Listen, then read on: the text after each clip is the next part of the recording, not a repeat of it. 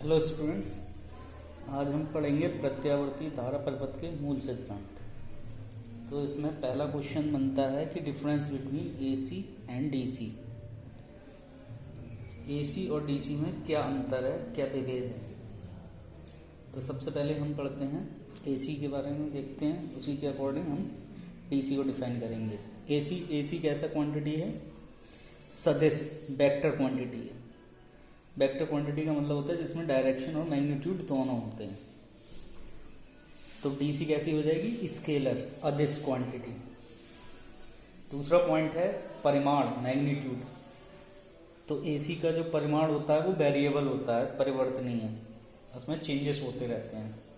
और DC non variable यानी अपरिवर्तनीय है, उसमें परिवर्तन नहीं होते हैं।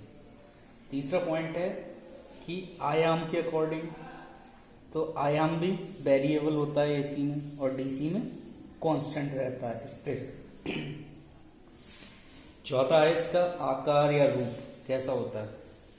तो एसी का तरंग रूप में होता है यानी साइनोसोडियली होती है, ज्यावक्रीय। जबकि डीसी क्या है? रेखिक होता है, सिंपल सीधा स्ट्रेट लाइन में। पांचवा है डायरेक्शन। तो डायरेक्शन कैसी होती है? एसी की डायरेक्शन जो है वो नॉन यूनि डायरेक्शनल होता है यानी एका दिशात्मक। जबकि डीसी क्या है? एक दिशात्मक है। उसके बाद आता है पोलरिटी। पोलरिटी के अकॉर्डिंग एसी में क्या है? फेज एवं न्यूट्रल, और डीसी में पॉजिटिव एवं नेगेटिव। उसके बाद है धारा प्रवाह। धारा प्रवाह कैसे होता है? एसी में होता है फेज से न्यूट्रल की तरफ और डीसी में होता है पॉजिटिव से नेगेटिव की तरफ। उसके बाद मैग्नेटिक फील्ड, चुंबकीय क्षेत्र। तो चुंबकीय क्षेत्र वेरिएबल होता है, अस्थिर होता है एसी में, जबकि डीसी में स्थिर रहता है। तो नवा है इसमें ताक्षणिक मान धारा का क्या होता है? I equal to I N sine omega T. जैसा मैंने बताया था एसी जो है वो ज्यावक्रीय वेवफॉर्म होती है, बनती है जिसकी, जैसे साइन का जो ग्राफ बनता है, साइन की जो वेवफॉर्म चलती है, आधा ऊपर आधा नीचे, आधा पॉजिटिव में फिर नेगेटिव में उतना ही साइकिल, फिर पॉजिटिव में फिर नेगेटिव में। और इसका डीसी का कितना हो जाएगा? आई डीसी लिख देते हैं।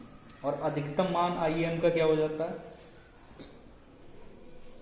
एसी में आई एम का मान हो जाता है √2 IRMS या π/2 मल्टीप्लिकेशन आई एवरेज। और डीसी में ये क्या रहता है? सेम रहता है आई डीसी।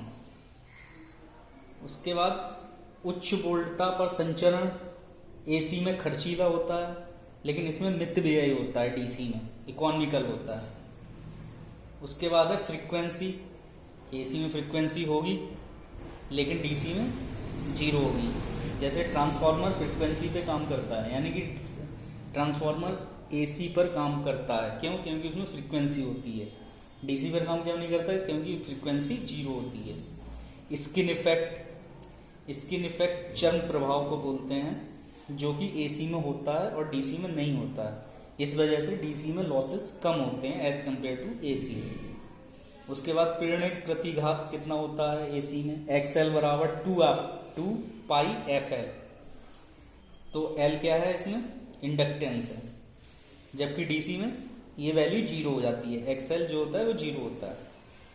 और कैपेसिटिव रिएक्टेंस, धारिता प्रतिघात, XC बराबर 1/2πFC एसी में होता है, जबकि डीसी में अनंत होता है। इसी तरीके से जो रिएक्टेंस निकालते हैं हम, प्रतिघात, वो हमारा x बराबर XL माइनस XC हो जाता है, और डीसी में x बराबर माइनस इन्फिनिटी में हो जाता है। इसी तरीके से ओम्स के नियम में, तो जो हम एसी में ओम्स का नियम लिखते हैं वो लिखते हैं I = B/Z। Z क्या है?